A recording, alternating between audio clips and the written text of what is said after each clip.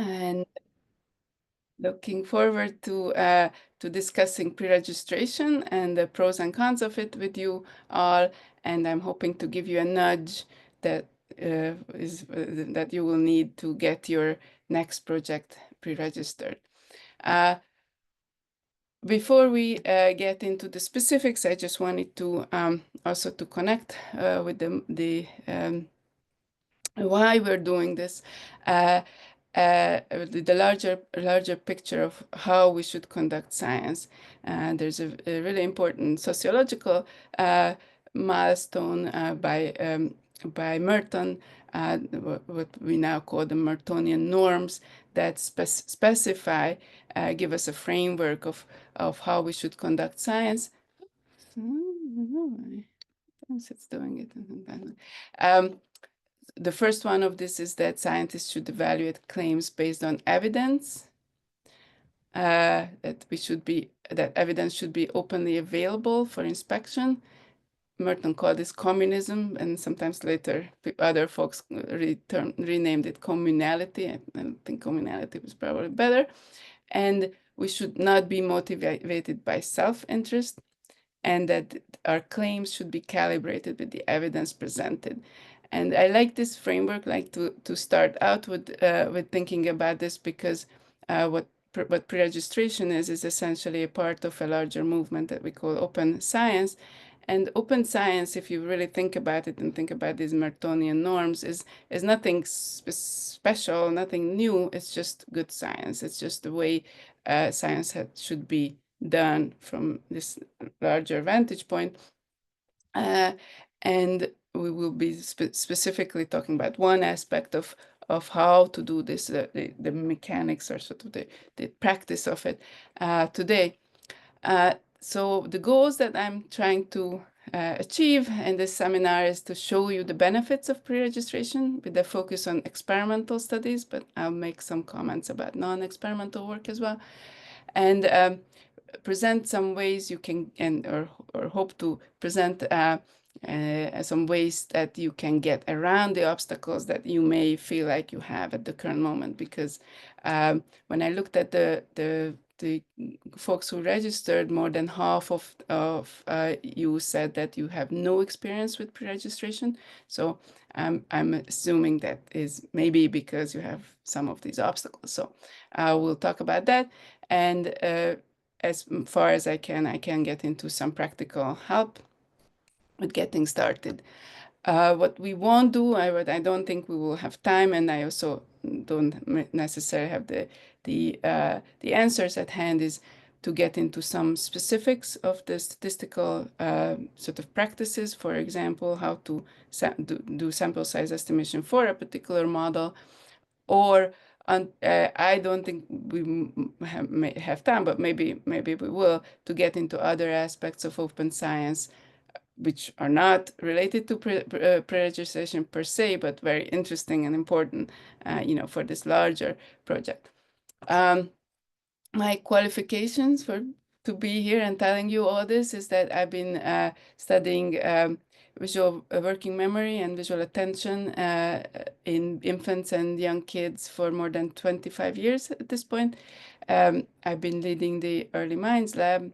We used to be called the UMass Boston Baby Lab since 2003, so more than 20 years at this point.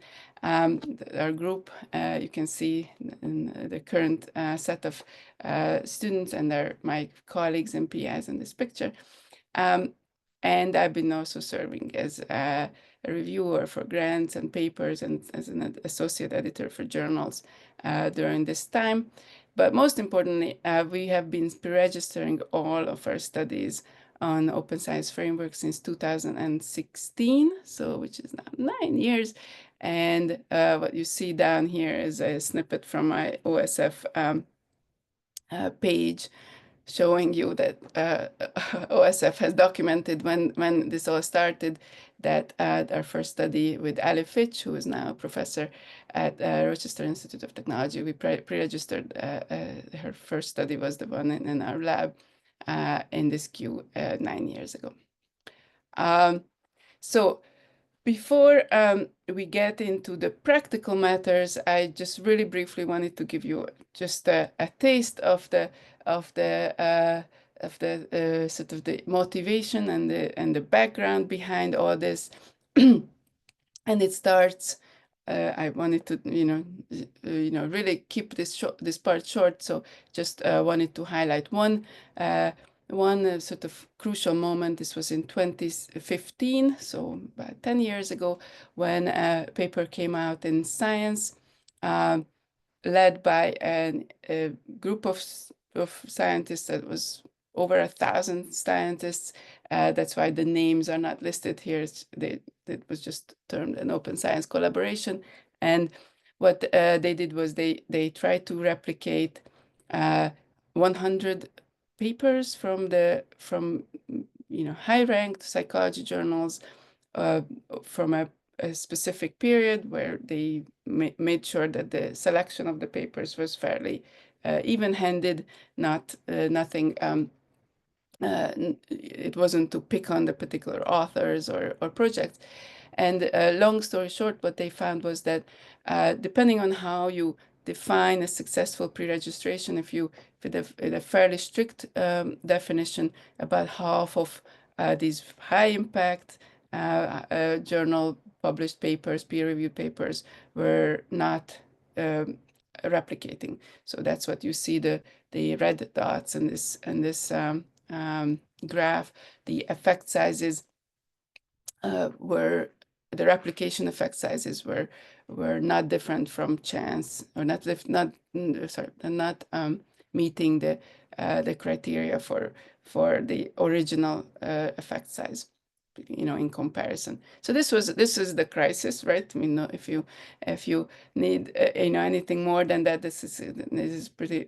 This is just kind of enough to feel what that crisis means. And then since then, there has been plenty of really awesome attempts and summaries and arguments put forward in the literature about how to deal with this crisis, or how to make sure that our work is replicable and reproducible. And I picked three of the most stand out of these, but there's literally dozens, if not more, of these papers. I highly recommend, if you need to feel like you need more background or theoretical ammunition to think about, like, why do we need to do this. These papers can provide that. Very briefly, so I'm not going to get into the specifics, but just to remind everyone, I kind of feel like that if you join the webinar on pre-registration, you some shape or form, you've heard these points before. But the real issue, the reason why pre-registration is so important, is that pre-registration is laying out your plans in a fairly granular detail, so that later on your decisions are not going to be dependent on what you know at that particular moment. Researchers' degrees of freedom is a kind of sort of the way scientists like to name things that they find problematic, is what the decision points you get to, and how you make your decisions about your essentially your whole research pipeline. And given that each decision can lead you to a particular realm of new decision spaces, this is the problem that we're talking about. The particular issues that arise are termed, there are many bits that we could be talking about. P-hacking is one of the famous one. The file drawer effect, people not being able to publish or not wanting to publish, negative results. And p-hacking just simply is when you run a study and you afterwards, the simplest ones, you realize, oh, actually the female babies did really well in my experiment, that the males one didn't. I didn't think there was going to be a gender difference, but if I split my data this way, I have a paper on gender differences. That is bee hacking, if you know what I mean. Harking is another fun neologism that this field came up with, hypothesizing after results are known. This is again something that uh, uh, happened a lot in our field, where uh, especially when a long time passes between finishing your data analysis and the moment when you started it all, it's easy to retroactively think that you predicted that all along. If you want to know more and more details and examples, this paper by Ioannidis and colleagues is an awesome compilation and specific for our science. Now, you may ask, does pre-registration solve all of our problems? And the answer, you probably guessed, is no. If people want to cheat, they can still do it. So pre-registration is not going to solve the entire reproducibility crisis. And, immoral or sort of, questionable practices can still live on. So we all have to up our game in terms of our adherence to these ideas. Um, and of course, like I said earlier, that this pre-registration is just one of the tools in this toolkit to deal with the reproducibility crisis. And just as an aside, there are some interesting papers that have been published in the past few years that were really careful, thoughtful scientists are pointing out that even if we do everything right, that's still not the end all for our science. We also need to be thinking very, very seriously about our scientific reasoning, how we map our hypotheses into models that we're actually want to embrace. So if you're interested in that sort of segment, or this Sticks paper is a really good one. So now you've all heard all these arguments. Many of them are now several years old, about that this is an important thing to do, but still, especially if you're a graduate student or a postdoc, many of you are, as many of you are, you may think like, okay, so everyone has known this. How come not all studies are pre-registered, right? And that is a real interesting question. So you heard the arguments, or others have heard the arguments, of that they still don't do it. Why don't we do it? I'm going to talk a bit about those obstacles in a minute, but before that, I just wanted to highlight like what's the incentive structure that's in place right now to not just toward this. Journals are increasingly moving toward using pre-registration as a standard, but I still haven't seen any journals yet that says we only publish pre-registered studies. But it can happen. Right now, it's you get a badge or like an extra little sort of like a gold star if your study was pre-registered, but right next to your pre-registered published study, there can be another study that wasn't. It just doesn't have the badge. So that's at the moment, that's our current standard, and we can talk more about it if you have questions about it. Whether later it's gonna be like, when is it going to move toward like you have to do it, and otherwise your paper won't be published, or your grant proposal won't be funded. We're not there yet, but we'll it's going to be a question for our future, but how fast we're moving in that direction. So what is a pre-registration? It's about time I talk about that. The original idea came from, if you're familiar with randomized controlled trials, the term that you've heard, if you've heard it, that's really kind of where this came from, the specifics of it. Clinical researchers have known for a long time when there's lots of money involved, there's a lot of clarity about what, or more clarity about what's what that money should be spent on. So here, for decades, really, clinical researchers had to essentially specify everything about their study ahead of time and openly share it. And that's kind of what pre-registration is. Very generically, it's a plan for two things, really: how to conduct your studies, the mechanics of it, your methods, and how to analyze your data, and how you're going to test those predictions that you had in your for your studies. So it's really those two pieces, and it's all about that. It's a plan. Now, the only thing that we need to add to this is that the plan can't be presented after you've done the thing, so you need to publicly share it before you begin data collection. I put an asterisk there. I'm going to talk more about that. How this rule has how do you have to interpret this? And many of you have asked questions about the level of detail. Currently, it's not set in stone. We don't have, generally agreed guidelines for this. There are some guidelines, and I'm going to talk about that, or what I think is a useful rule of thumb. When can you be justified to not pre-register your study, you may ask. I'm going to go over some scenarios.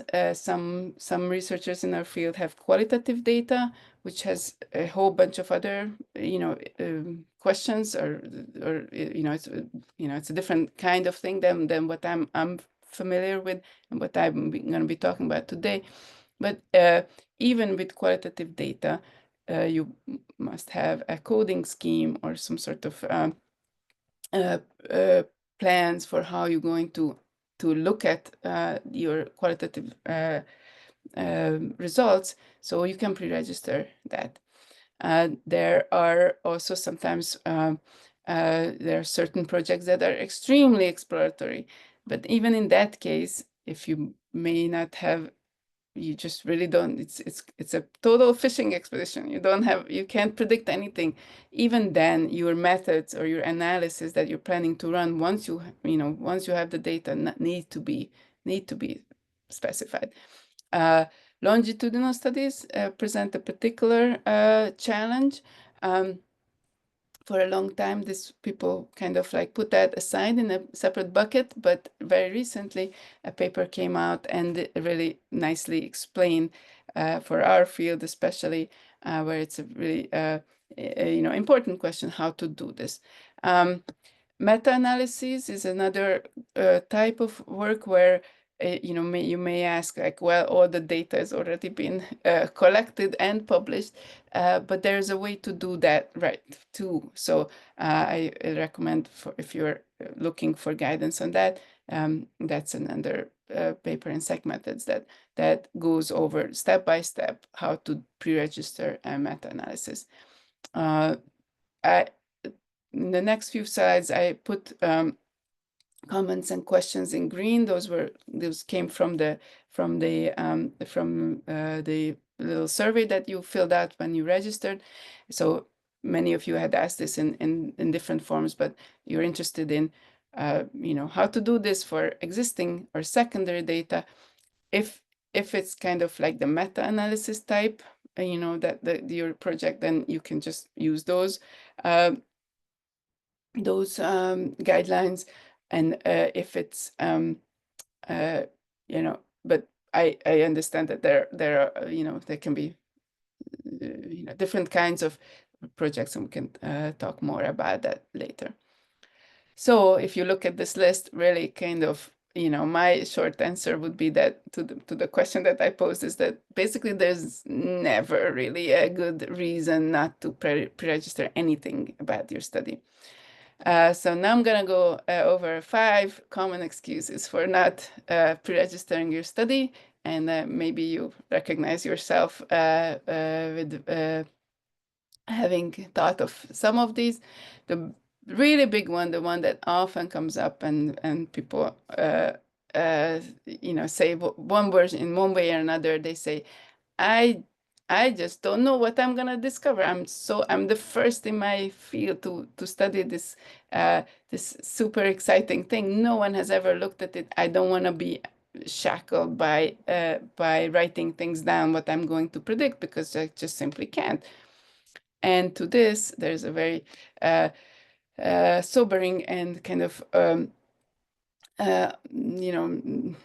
an argument that you really can't do much about, and that is you have to distinguish between what we call confirmatory from an exploratory study. And that's really kind of the one of the core elements of every pre-registration. You need to know something to be able to predict something. That's really kind of there's no way around that. No one is starting something really that much from scratch. So in your pre-registration, you just have to be very clear about your methods. If all of your hypotheses or predictions are exploratory, which again is, I think, is very unusual, you can say all of my predictions are exploratory. I don't have, it can be this way or that way. My theory, I don't really have a theory that I'm testing. Then you write that down. Really, that's even saying it that way is, having it publicly, kind of stating it that way is something. But again, most studies are not in that bucket. It's really kind of somewhere between, these are the things I know where something's going to happen, and these are the things where maybe I'm not ready to commit myself. A version of this excuse that sometimes pops up, and I have a multi-experiment study. I don't know what the next study is going to be because I first have to run the first study. And that's really, again, it's just a practical issue. You just pre-register each study separately between, before you move on to the next one, you take the time to write everything down that you're going to expect, is going to happen in your next study. Now moving on to the next excuse. It seems like a lot of work, right? That's a pretty easy one to see, and I am wholly sympathetic to this excuse. And then once we started doing it, we realized that, well, it's not really extra work. It's just work at a different time in your research pipeline. You just need to write essentially your method section and your data analysis section sooner. So not when you're writing the paper, but before you start your study. So it's not extra, it's just earlier. And I'd really like to emphasize this, that it saves you a ton of time overall, and how much time it takes to complete and publish a study after you collected your data, because you're not going down those forking paths with your data analysis or your data exclusions or any of those researcher degrees of freedom. You don't have those anymore because you wrote down what you're going to do. Now, the third one is another sort of, it's more like a pragmatic one, but I think one of the main reasons why many of us are in our field are still not pre-registering their studies is because nobody in my lab or in my team or around me is doing it. And to that, what I'd say is that if you are a PI of your lab, if you have a faculty position, that you know this by now, that's not an excuse. If you need more nudging from me, just email me and I can talk to you more about it. Everyone who has that power in running their lab should be able to adopt this practice. If you're a graduate student or postdoc in your team, and your PI is not, forcing you to pre-register your studies, you can still, you can have this conversation with your mentor and say that you have some good reasons, you've heard some X, Y, and Z, that why you should be doing it. And if your PI says, no, I still don't think we need to do this, then you need to reach out to some outside support, other faculty members, or really just kind of shore up your uh, argumentations with your mentor. And I think if you have a, you know, I'm gonna say if your mentor is a good, careful scientist, they should really not be pushing back against this, even if for some reason, they themselves don't want to do it. They shouldn't be saying you should not do it.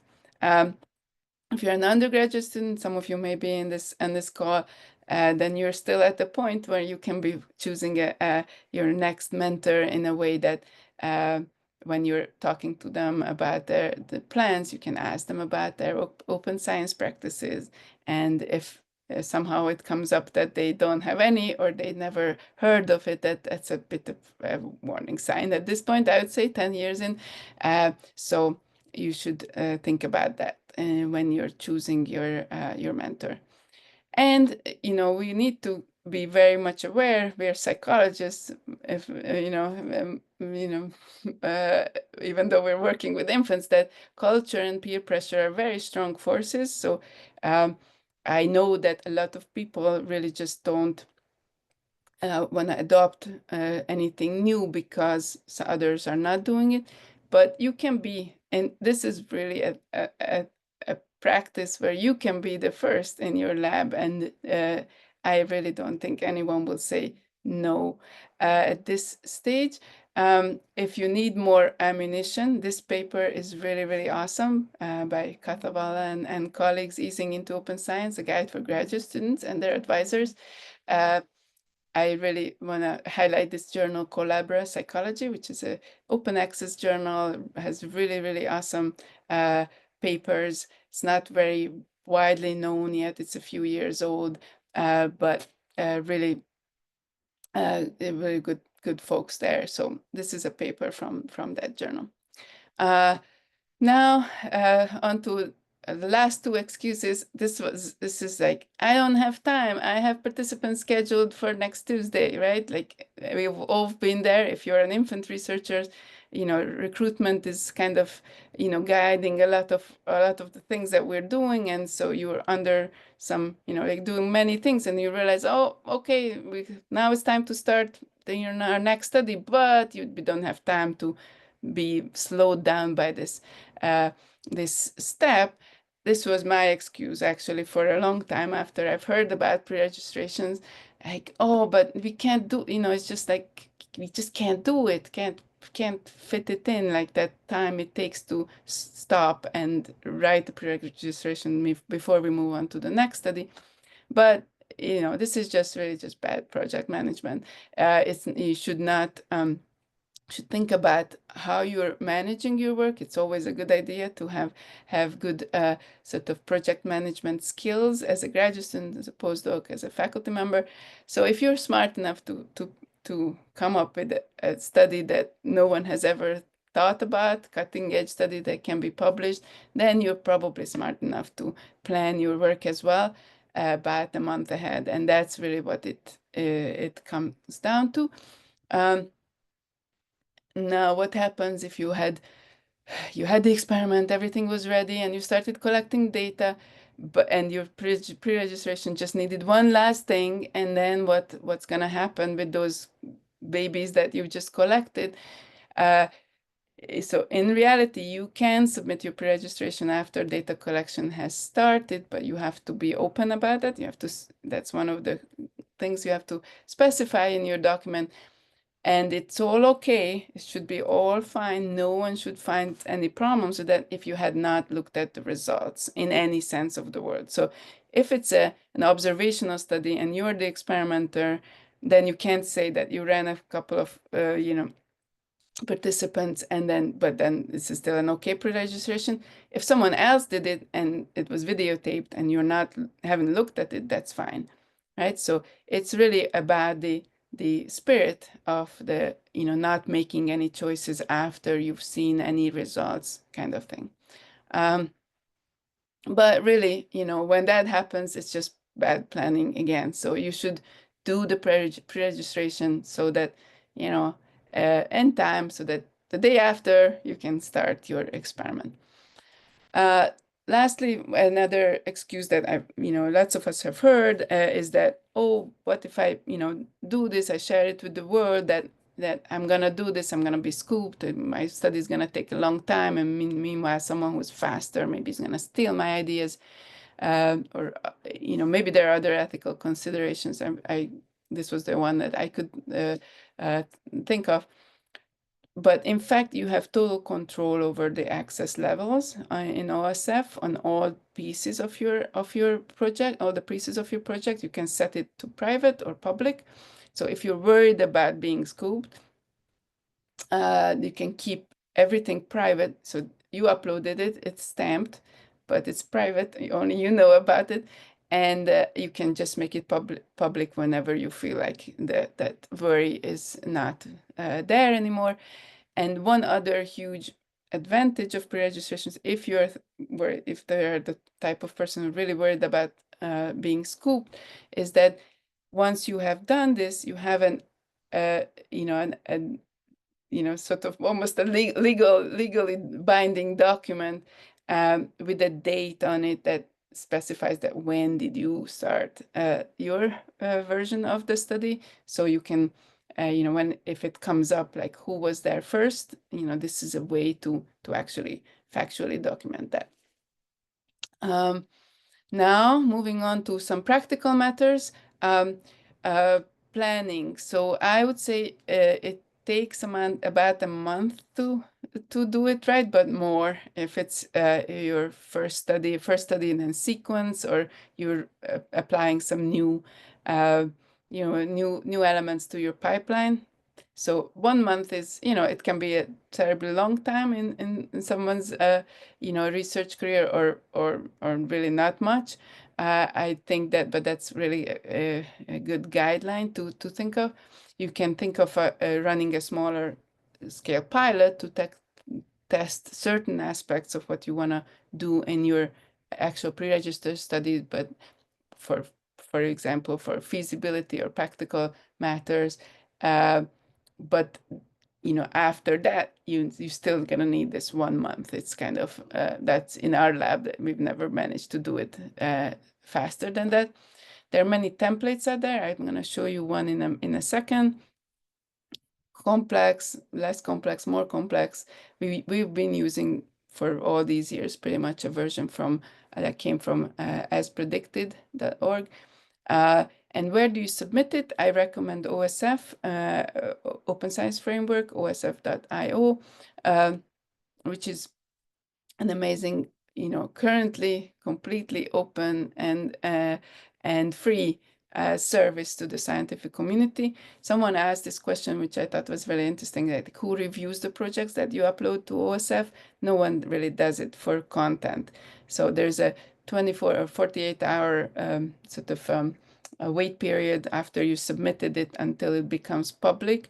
But it's my understanding is that no one is checking the pre-registrations for content on OSF, and actually when it becomes when the pre-registration becomes official on OSF, it's official from the moment that you uploaded it. So if you happen to be starting your studies like within that 48-hour, that's also fine. One thing that 1 month can take is the sample size planning, besides the methods, figuring out your how you're going to be running your study. Sample size planning is a really, really hard thing to do. If you've been thinking about it, you know what I mean. And in our field, data quality issues, especially when it comes to infants, exclusion criteria is a big thing. So you have to think through all those scenarios. That is really the time it takes to make sure you have all that figured out. Here is a simple template that I have a link here from OSF too, so you can just go there. This is these are just 8 questions, and I just extracted from a long Word document the 8 questions. In the original document that you find on OSF, it has all sorts of other helpful bits and pieces. So templates, for example, for what would an okay answer look like. So you would have that. Also other helpful things for each of these questions. So that template is really, really awesome. I put a copy of it in a folder, which I will also share at the very end, so you will have access to all these documents. So but as you can see, and now you probably have um, browsed through these questions, these are all fairly straightforward, very, very, no, there's nothing tricky about it to answer these questions before you launch your study. Secondary analysis is where we usually put what we often also call exploratory analysis, that things that we don't power our study for necessarily, but we may look at it just as out of curiosity, or as a step toward a future study. Yeah, so 8 questions, it really couldn't be easier than that, I think. And then here's, you see the first question is that I touched on earlier, that have any data been collected for this study already? This is where you would put down like, yes, we've already tested 6 babies, but we didn't open the data files yet. It was an eye tracking study and no one knows where they looked. More practical matters. So describing your methods and your predictions is usually not the hardest part. The hardest part is sometimes in the data analysis. How will you test your predictions? And again, a couple of questions from the participants here. Someone asked, do I need to understand the data distributions and the diagnostics before pre-registration? And the answer to that is yes. You really need to understand what the data is going to look like once you collected it. Is there a sweet spot for specificity? Very good question. We will, right now, like I said before, there are no hard and enforced guidelines. It's not like the journal is going to say, you didn't use this template for your pre-registration, so we don't accept your your study as a pre-registered study. We're not there yet, but I'm going to talk about specificity in a minute. Also, keep in mind, if you're a person who have not been pre-registering your studies, that pre-registering any level of detail is better than not doing it at all. It seems like a silly thing to highlight, but if you just say, oh, I'm just going to publish this non-pre-registered study, that's the worst, right? Like in this in this spectrum of choices. What I would suggest is that, or a rule of thumb is to use the level of specificity that you would use as you would describe the results of your analysis in your paper. So we're all using very different methods, so I'm not going to get into particular here, but if it reads like your results section reads, then you're at the right level of specificity. Except that you're just telling us what you're going to do with your results. And again, very important to distinguish your main or confirmatory science, or the part of your project that's about that, and your exploratory hypothesis that so your main hypotheses are the ones that make or break your project, right? Or whether you found what you expected or not, and your exploratory hypotheses are everything else that you may want to look at, but it's not part of your main question. I really like this. This is a blog post from Alexander de Haven. He came up with this cool title, Preregistration, a Plan, Not a Prison. I find that very helpful, thinking about what level we're talking about, and also about deviations, right? So the plan, not the prison idea is also really important when, okay, so you had a plan, then things happened, and it didn't, you didn't follow the pre-registration to the letter, to exactly the way you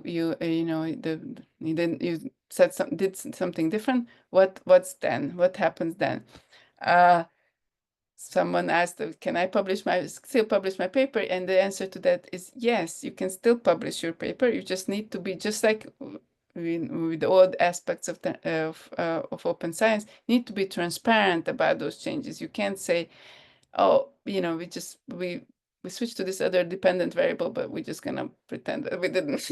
You can't do that, or like anything that's remotely, you feel question, you're gonna be able to better tell like you're doing something more questionable when, in this context, because you will have something written that you yourself wrote.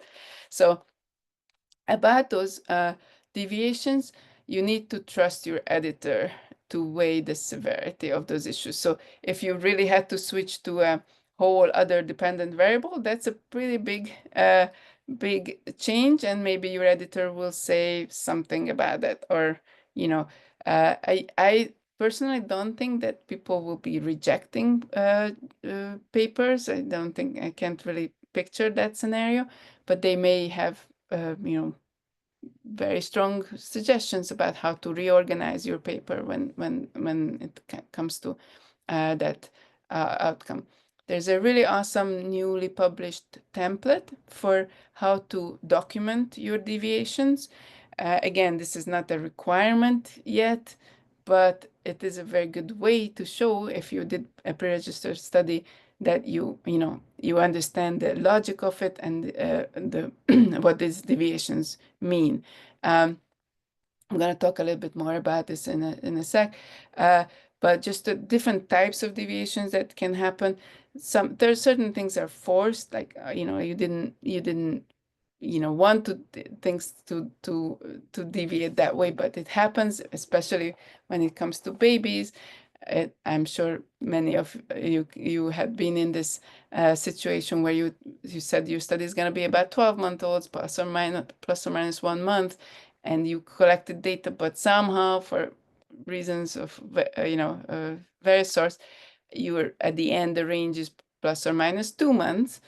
The average is still 12 months. So what are you going to say in your published paper? I'd say just say exactly what happened. You may want to include the reasons, or not even this something that changed. And I would say any editor should be okay with that. Now there's the worst, kind of like more tricky parts are like the what was I thinking kind of deviations, where you said something and then time has passed and then you realize that that was wrong. Like, for example, a statistical method that you thought was appropriate for your data, you realize that there's a better one. Again, I would say, if you have not looked at your data with your bad methods, then it's totally fine to say, okay, we switched to this new method and here are the results, and to show that to the editor that that's what happened. Now the really, really tough ones, and that's where a lot of personal variation will come in, is when you have totally new exploratory analysis, or things that you didn't say anything about in your pre-registration, and that's where these theoretical decisions can be sort of less predictable, whether the editor will say, oh yes, I still find that your evidence is convincing. The how much detail part, oh, sorry, that's not, never mind. That's not about how much detail, but it's more, this is just to go back to that Willroth and Atherton resource that I was pointing to. It's a paper that advances in methods and practices in psychological science. And what they have is, besides the paper that talks about sort of the spirit of all this, they have a really nice template, a downloadable, fillable template, and I just wanted to show you what it looks like. So you have, types of deviations that you want to describe. You add your original wording, and the really important part is the reader impact. So you have to argue that it was a relatively minor thing, or that didn't influence your results or in your interpretations. And then this is again now up to the reviewers and the editors to weigh these. And it has these nice drop down menus where you can pick the type of study that you or the type, sorry, the step that this deviation was related to. The second drop-down menu is the reason. Sorry, the timing when that deviation happened, before, during, or after. Data access is really the trickiest part. So you need to become clean about that. And then finally, the last one is the sorry, maybe I missed. I was misspeaking. Yeah, sorry. These two are in the reverse order. So first was the timing, and then the last one is about the reason. Like, and here's if it was a typo or an error or miscommunication. Those are obviously way differently than new knowledge or a plan not possible. These are all, kind of, this is where all these decisions come down to. Sorry about the flipping of the order. And I just wanted to make sure that you all have a list of all these resources listed, all in one place. So OSF is the main place to start with everything. They have really awesome introductory materials explaining the why and the how. I also added these two other sites. I haven't worked, with pre-registrations on these sites, but they have also more guidance for different types of pre-registrations that you can check out. I also found I used this resource a lot, FORT, FORRT. It's a great, collection of materials to learn the ins and outs of open science. And this last last resource that I listed here is just a paper, another one of these papers that there are many really that came out in the last 10 years that talks more about the specifics of the workflow. And I want to wrap things up by saying that, adopting new ways of doing things is always hard, especially if you've been doing things in a certain way. But I hope that everything that I shared here with you guys was enough to take your next step. And with that, I'm just going to wrap up, and thank you guys for listening to me, and I'm looking forward to your questions.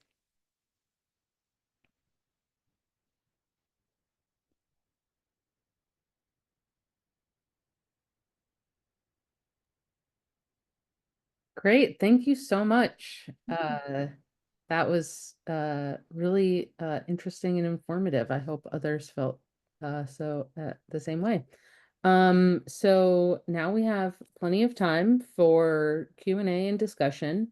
We've got some good questions that have been entered into the Q&A and also in the chat.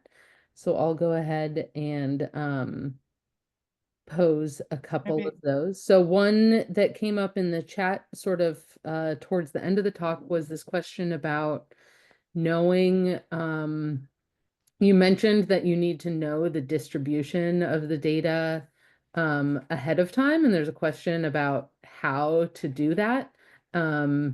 If it's a new paradigm or you don't know, like, so what is your advice? Yeah, I mean, I think, so two things. One is you often, if it's really the very first, you design the paradigm that has no precedent whatsoever, which again, I would say is very hard to do. And there's nothing like that that's been ever been done before. Then I would say, and we've done this in our lab, too, with the with things that where we were that much kind of in the dark, is that you run a small scale pre-registered study, not a bit more than a like we moved on from the small pilot study stage, so it's not 10-12 babies but a larger group, like essentially almost a decently powered study, just to get at some, just so that we have some sense of what's going on, and then we use that as a starting point for our first pre-registered study. So that I think is an acceptable workflow, kind of a study one that's not pre-registered because it's the first time ever we're using that paradigm and no one knows anything. Again, it's not that common, but it's possible. And then you use that not to estimate your effect sizes, or not to base your, not for hypothesis testing really. It's just to get a sense of what can be expected. And again, it's very hard. I know that when each time when someone says something like this, and you're working with babies, like everyone's saying, like, "Oh my God, that means another 6 months." Um, but that's really there's no other way. Yeah. Someone asked, do you have any experience with using simulated data? I haven't, but my graduate students have been playing around with simulations, but we haven't used that for these purposes yet. Well, Okay, great. All right, going to the Q&A. mhm, Adam says, you mentioned you're focusing on experimental studies, mhm, but can you give guidelines for pre-registration? You touched on longitudinal yeah, studies. He wants if you have any guidelines for longitudinal quasi-experimental studies where you already know a fair bit about yeah, your participants from earlier studies, but yeah. you're looking at either new ages or new questions. I would just suggest to look up that paper that I referenced. I personally have never thought about that in our work to pre-register, because we haven't been able to really do longitudinal work in our lab. So I don't want to dabble into that. But that paper is, that's all they talk about. It's on that list, and I can't recall the authors, but the one from infant and child development from 2022. Yeah, Basically, and the idea again, just to maybe that helps.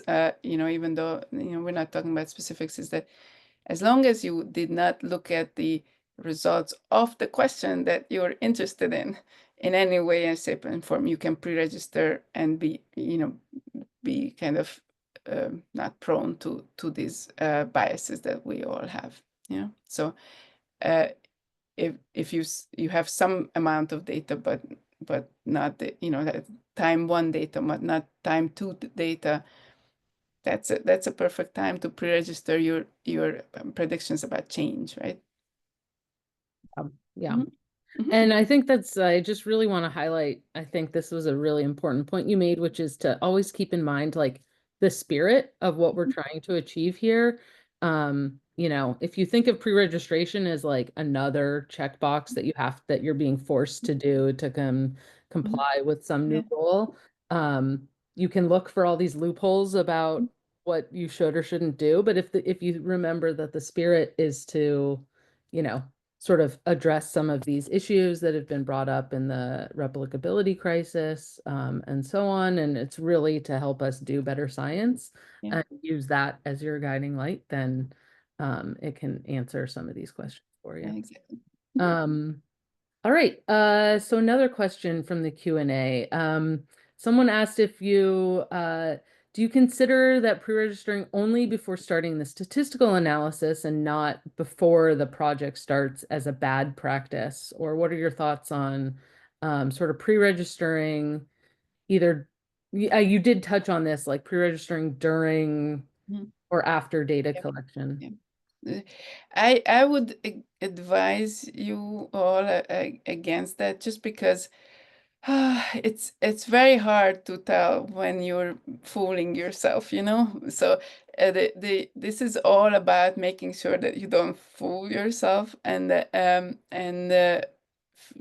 essentially creating a way to so that you can't go back in time and revise your prediction. So I think it's uh, there's really no good reason why you shouldn't be able to tell what you're gonna do with your data before you collect data. It's just if you're forced into it because you're not in charge of your project, I can see that that can happen. But really, if you have control over how you do your project, it's really it's just on you. So, like I said, if you did not look at the data in any way, and you're the one writing the pre-registration and not, then I think it's okay. And you can say that, and that's basically again the spirit of it. But it's so much easier just to put in all that time and energy before you start launch your data collection, and then you're fine. Yeah. Mhm. Yeah. So if you happen to be mid data collection right now and you're coming to this workshop and you're like, oh, I wish I'd done that, it's better to do something now rather than nothing. Uh, Yeah. but yeah, maybe for your next project, it's better. Yeah, I think if you're in the middle of your project and you're thinking about this is a perfect time to start planning for your next project, how you're gonna do this, like how you're gonna have that 1 month break between this series of projects, and maybe you can interleave, while some other projects are going on, to have that. You have to take a thinking break essentially after one project ended, so that you can put in this time to make a plan. It's really all that is. It's just a plan for how this next study is gonna be run. That's it. Yeah, great. Okay, we have a couple questions here about exploratory analyses. Um, so one question is if Jennifer is asking about post-data collection exploratory analyses, how you can talk about things you didn't realize, like Yeah. that you need to be coding, or analyses that you didn't realize would be necessary until after you've collected the data. Yeah, no, I mean that's where it gets tricky. So if it's in your publication, you distinguish between. So I had a pre-registration. These were all the things I thought gonna happen, and then here's what happened. And I had sometimes, the best, there are different levels here too. If you had an exploratory analysis that you put in your pre-registration, that I'm gonna actually look at the difference between, girls and boys.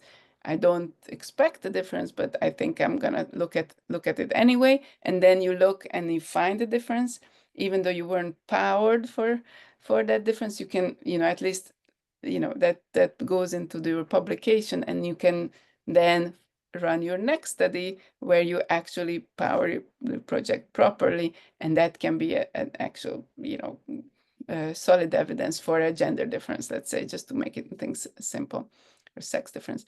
um, um, does that answer the question? Yeah, I think so. So there's a related question that someone sent me in the chat, which is asking about sort of best practices for documenting and distinguishing between confirmatory and exploratory analyses when you write up your Yeah. manuscript. Um, Well, so that's the beautiful thing about pre-registrations, is that once you're at the manuscript script writing phase, you take your pre-registration, and essentially all of that text goes into your paper, right? This is how I did it. This is how I planned my analysis, and then you're so much ahead of, in the paper writing process, because you've already had to think through all that, and it's there. yeah, great. And then so what's confirmatory, because that's what was in your pre-registration, and then you add everything else that you had thought of afterwards will be exploratory, and you can decide whether for example, you run a second study as part of, a project, just to look at those questions, you know. Great, thank you. Another question from the Q&A, in addition to answering those sort of 8 questions that you mentioned, Mhm. do you need to submit project materials like stimuli Yeah. when pre-registering? So an OSF, I can pull up my OSF page, but it's really just that, you have a project space and you can upload anything you want. We always upload all our the anonymized data files and their scripts too, so that other colleagues can replicate the experiment, just as a matter of course. Um, but that's not that's a separate part of open science, open data, open source code. But so these are independent from each other on What OSF. about the stimuli? Do you need to have your Yeah. stimuli finalized and posted as part of the pre-registration or No, I don't think that's a tinkering? that's a requirement either in any shape, but you need to have them, right? So Yeah. you have to have them, and we might as well upload them then, right? It makes sense, but it's not part of the requirement.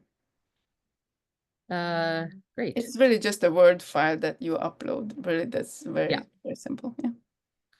Yeah. We have a question from Amanda about sort of if the need for pre-registering like small student projects that are unlikely to ever get published.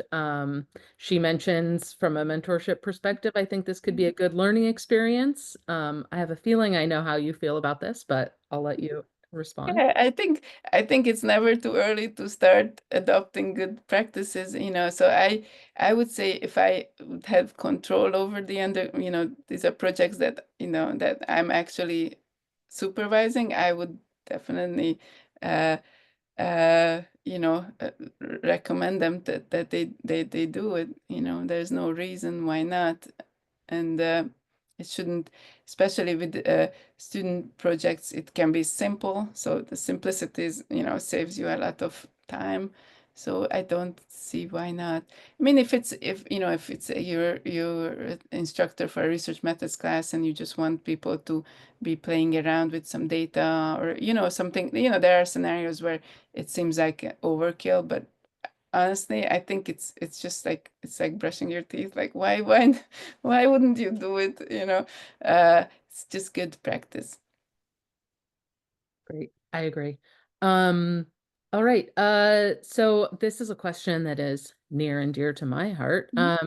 How do you recommend dealing with pre-registering like a secondary analysis or something if you're using a large archive data set like that from a ManyBabies project, for instance, where it's publicly accessible data? Um,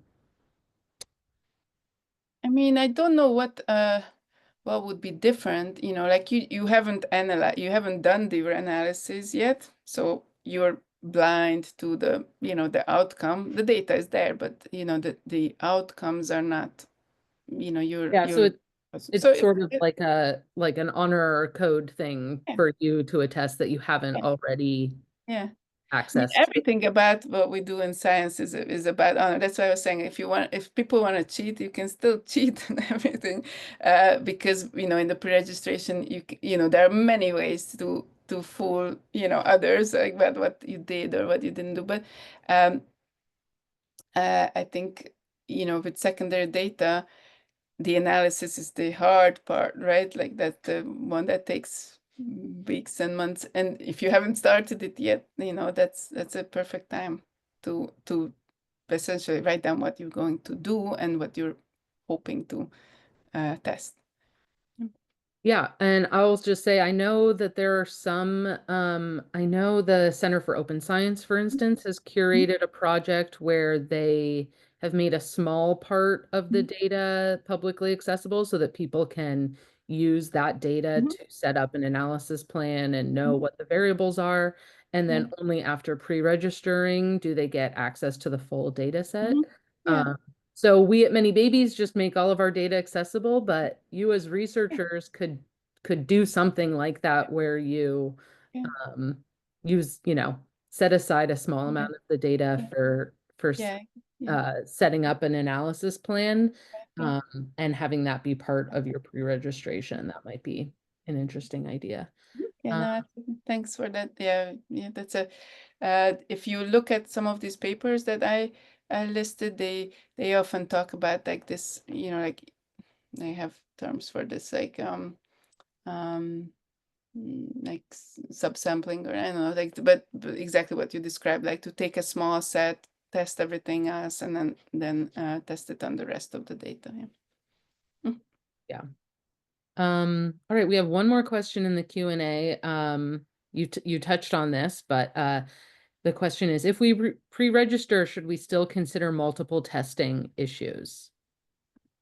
Like for multiple comparisons. I think that's Yeah. the Yeah, question. I mean, you still do everything the following your best practices, so you correct for multiple comparisons, because if you have multiple comparisons, you need to. But yeah, um, you just don't get to like come up with your multiple comparisons afterwards. That's kind of the idea, that you can't decide. I didn't want to look at, I wasn't sure I'm gonna look at it, but then I'm gonna look at it. That's kind of, once I've seen the data, right? That's really the big issue. Great. All right, I'm now just looking at the chat. So there's a question about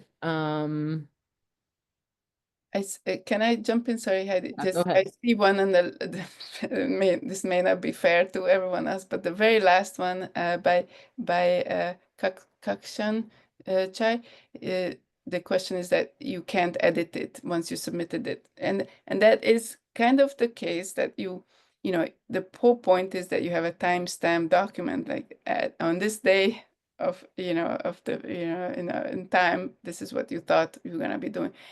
That doesn't mean that you can't edit that document, but you can submit revisions. So that's now part of the workflow on OSF. You can say, this much later we changed, we decided something else. I personally think, if I were an editor, and if you say that you have now looked at the data, I would consider all of that, everything from that point forward, kind of exploratory, right? You can't, you know, draw very serious conclusions at that point, because that's that violates the spirit of the pre-registration. But if there is some scenario where you still, none of that applies, and you can submit an edit to it, you know? Right, yes, yeah, you Mhm. mentioned that process for reporting Yeah, deviations yeah, or edits. yeah. That table that I what I've what we've used it now, since it came out, is for publications. Like, you can attach it as a supplementary material. Here are all the deviations, crystal clear, detailed, what we didn't do, the way as our original plan was, it had stated. But uh,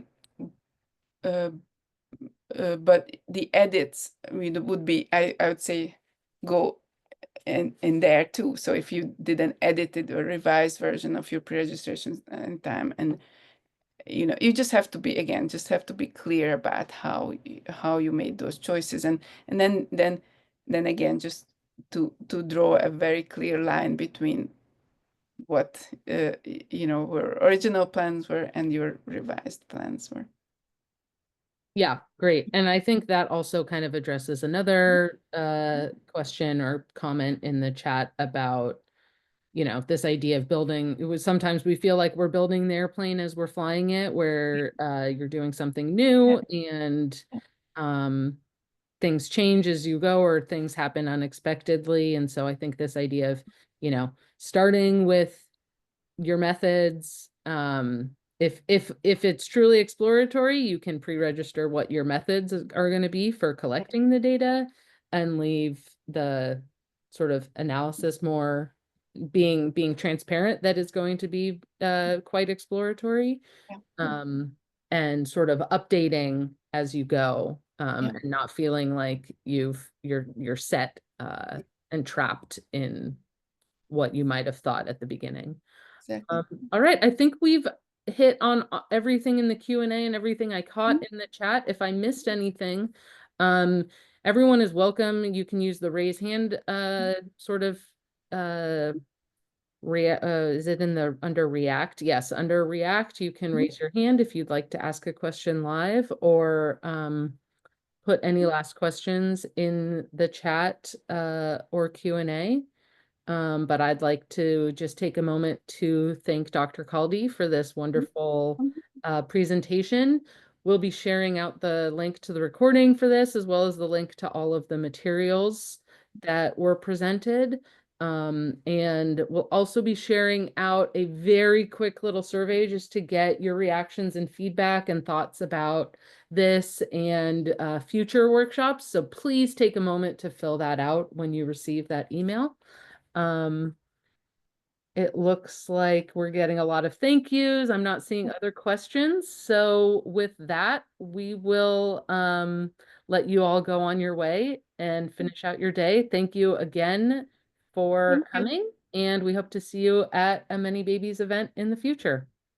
Thanks, everyone, and I really hope that many of you will be taking this to heart. And if you need any more sort of help with any of this, I'm happy to answer emails. So my email will be also in my last slide, so you can feel free to reach out to me. Okay. Bye, everyone, and thank you so much to all of the organizers.